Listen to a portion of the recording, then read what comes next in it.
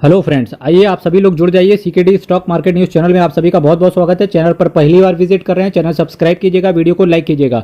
आज मेरे मित्र आपके सामने जो इन्वेस्टर्स की बहुत बड़ी समस्या है कि जहां पर इन्वेस्टर्स का ऑल इन ऑल बात करें दोनों म्यूचुअल फंड्स मिला के, यानी कि ICICI prudential balance advantage fund की और एचडीएफसी बैलेंस एडवांटेज फंड की अगर मैं बात करूँ कि तो कहीं ना कहीं ऑल इन ऑल अगर दोनों फंड्स को कंपाइल कर दें तो कहीं ना कहीं इन्वेस्टर्स का 1 लाख करोड़ इन्वेस्टर्स का पैसा इन दोनों फंड्स के अंदर पड़ा हुआ है। तो वही बात करने की चेष्टा करेंगे कि भाई साहब इन्वेस्टर्स को कई बार, क्योंकि एचडीएफसी बैलेंस एडवांटेज फंड ने कहीं ना कहीं ज्यादा रिटर्न दिया है as compare to ICICI prudential balance advantage fund से, तो इस वजह से इन्वेस्टर्स के अंदर डाउट क्रिएट हो गया है कि भाई साहब करें क्या, कौन सा म्यूचुअल फंड ज्यादा अच्छा है। तो इस वजह से कहीं ना कहीं आज आपकी ये समस्या का निवारण इस चैनल के माध्यम से होते हुए देखने को मिलेगा। तो सबसे पहले जो हमारा बेसिस रहता है वो कहीं ना कहीं 4 बेसिस पे मैं बात करता हूं। एनएवी पे बात करता हूं, रिटर्न पे बात करता हूं, ड्यूरेशन पे बात करता हूं और एक्सपेंस रेशियो पे बात करता हूं। पर इन्वेस्टर्स का काफी सारा कंप्लेन आ रहा था कि भाई साहब मुझे स्टेट्स के बारे में भी थोड़ा सा बताया करो, तो मैं कहीं ना कहीं आज मैं थोड़ा सा स्टेट्स को भी लेकर के चलूंगा, तो उसको भी कंपेयर का पार्ट बना के चलेंगे। तो मेरे मित्र चलिए शुरुआत कर लेते हैं यहाँ से। अगर मैं बात करूं ICICI prudential balance advantage fund की तो इसका एनएवी यानी कि नेट एसेट वैल्यू केवल 62 रुपए का चल रहा है। तो क्या बोला मैंने, ICICI prudential balance advantage fund की बात करके चल रहा हूं तो इसका एनएवी केवल 62 रुपए का चल रहा है। वहीं अगर मैं एचडीएफसी बैलेंस एडवांटेज फंड की बात करने की चेष्टा करूंगा तो इसका एनएवी 395 रुपए का चल रहा है। अगर आप एनएवी, अगर कोई ऐसा बंदा है कि भाई साहब वो एनएवी को देखकर पैसा लगाता है स्टॉक मार्केट के अंदर या म्यूचुअल फंड खरीदता है, तो डेफिनेटली उसको यहां से जाना चाहिए ICICI prudential balance advantage fund पे, क्योंकि इसका एनएवी कहीं ना कहीं केवल 62 रुपए है, जिससे आपका यूनिट्स का अलॉटमेंट ज्यादा से ज्यादा हो जाएगा। तो इस वजह से आईसीआईसीआई प्रूडेंशियल सेलेक्ट करना चाहिए। अब एक दूसरा जो पब्लिक है वो ये बोलेगी कि भाई साहब एनएवी तो मैटर ही नहीं करता। भाई एनएवी मैटर करता है, परेशान ना हो, क्योंकि इससे आपका यूनिट का अलॉटमेंट होता है। काफ़ी सारे इन्वेस्टर्स को यूनिट ज़्यादा चाहिए होते हैं रादर देन कि उन्हें कहीं ना कहीं रिस्क को भी कम लेना होता है, क्योंकि जब आपका एनएवी कम होता है तो कहीं ना कहीं उससे आपका रिस्क भी कम होता है, हालांकि रिटर्न कम हो जाता है, ये बात अलग है।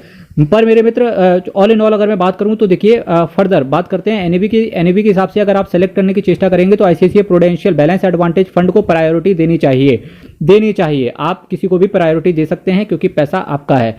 मेरे दोस्त, जो दूसरे नंबर पे जो मैंने कंपेयर करने की चेष्टा करी है वो प्रायोरिटी मैंने रखी है यहाँ पर रिटर्न को मैंने बेस बनाया है।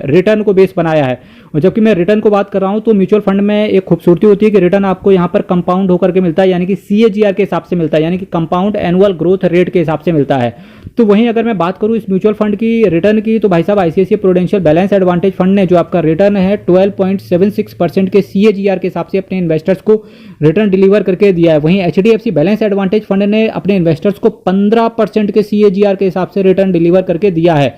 जबकि मैं ड्यूरेशन की बात कर रहा हूं तो ICICI prudential balance advantage fund अपने 11 साल कंप्लीट करेगा दिसंबर में। वहीं एचडीएफसी बैलेंस एडवांटेज फंड की बात करने की चेष्टा करेंगे तो 10 साल ही अपने इन्वेस्टर्स को दे चुका है। वहीं अगर रिटर्न की बात करने की चेष्टा करेंगे तो कौन सा म्यूचुअल फंड बेस्ट हो सकता है, एचडीएफसी बैलेंस एडवांटेज। कोई बंदा ये होता है कि भाई साहब हमें तो रिटर्न ज्यादा चाहिए, रिस्क हम देख लेंगे कि क्या है। रिस्क तुम हमें ना बताओ कि रिस्क लेना है कि नहीं लेना है, रिस्क हम देख लेंगे, रिटर्न के हिसाब से हम जाना चाहेंगे। तो डेफिनेटली रिटर्न के हिसाब से जाना चाहेंगे तो एचडीएफसी बैलेंस एडवांटेज फंड। अब तीसरी कैटेगरी के वो लोग होते होंगे कि भाई साहब वो लोग कहेंगे कि यार सीकेटी जी ये बताओ कि ज़्यादा से ज़्यादा जिस म्यूचुअल फंड ने टाइम दिया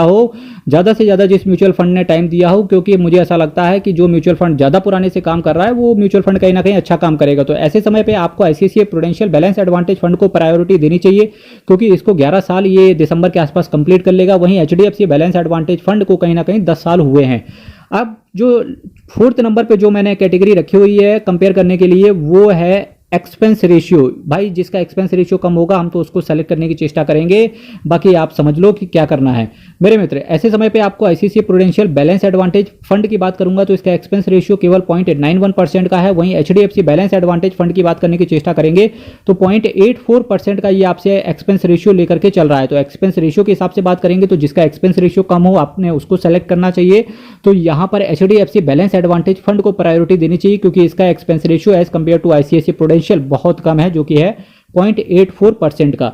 चलिए नेक्स्ट जो मैंने कंपेयर करने के लिए रखा हुआ है वो रखा हुआ है बीटा। जब बीटा से मतलब होता है, अब बीटा को बेस के रूप में देखा जाता है 1।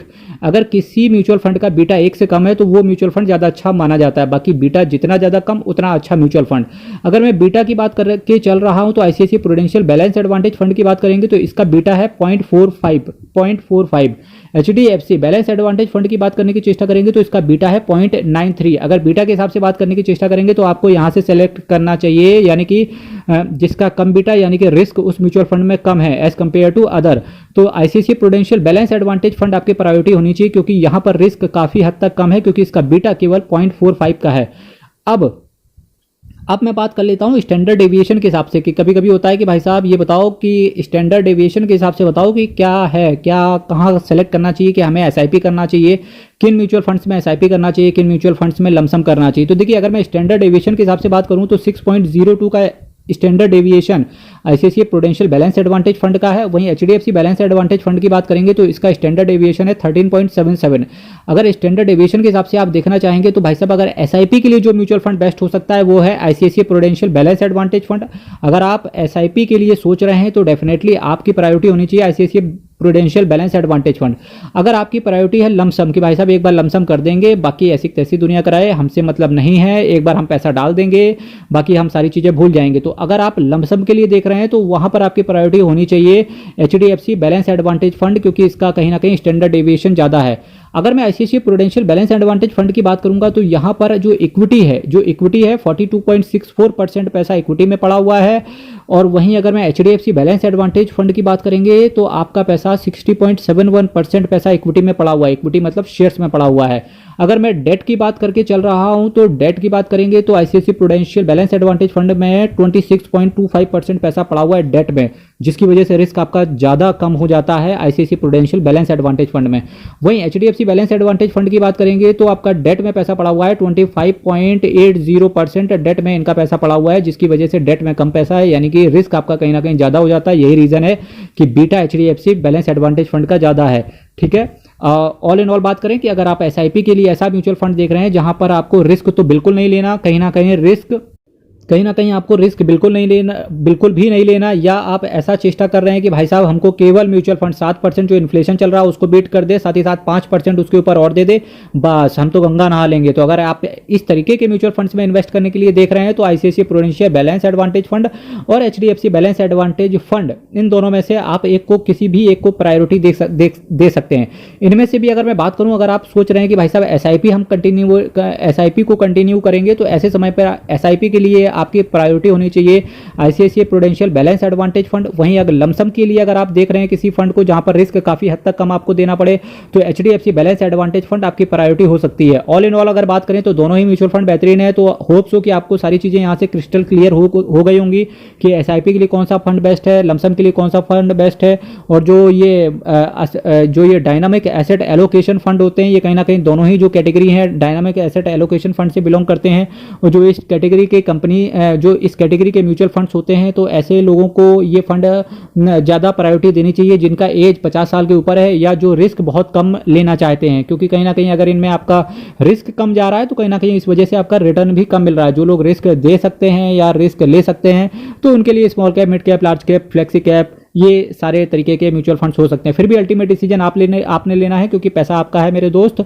और CKD stock market news channel को अगर अभी तक आपने सब्सक्राइब नहीं किया, चैनल सब्सक्राइब कीजिएगा। 5000 सब्सक्राइबर का यहाँ पर एक टारगेट चल रहा है, बूंद बूंद से घड़ा भर रहा है, और चैनल सब्सक्राइब कीजिएगा। अगर आप मेरे से बात करना चाहते हैं तो डिस्क्रिप्शन सबसे पहले अबाउट सेक्शन में जाना यूट्यूब के, और वहाँ पर जाने के बाद में डिस्क्लेमर पढ़ना, मेरी मेल आईडी लिखी होगी, आप मेल से मेरे को मेल करके डायरेक्ट मेरे से बात कर सकते हैं। इसके साथ साथ मैं आपसे कहना चाहूँगा कि अगर आप अपना पोर्टफोलियो का, म्यूचुअल फंड का पोर्टफोलियो हो, डेफिनेटली आपको साल में कम से कम एक बार रिव्यू जरूर करवाना चाहिए। साथ ही साथ एक चीज़ और कहना चाहूँगा इसी के साथ साथ कि भाई साहब, अगर आपकी एसआईपी चल रही है और अगर आप साल 2 साल से पिछला अगर आप एसआईपी कंटिन्यूअसली करके चले आ रहे हो तो डेफिनेटली आपको हर साल अपनी एसआईपी में 7% का अमाउंट, 7% से अपनी एसआईपी को जरूर बढ़ा देना चाहिए। वो मैं इस वजह से बोल रहा हूं क्योंकि इन्फ्लेशन का रेट कहीं ना कहीं 7% का चल रहा है। मेरे मित्र, चैनल सब्सक्राइब कीजिएगा, वीडियो को शेयर कीजिएगा। बहुत बहुत धन्यवाद, बहुत बहुत धन्यवाद।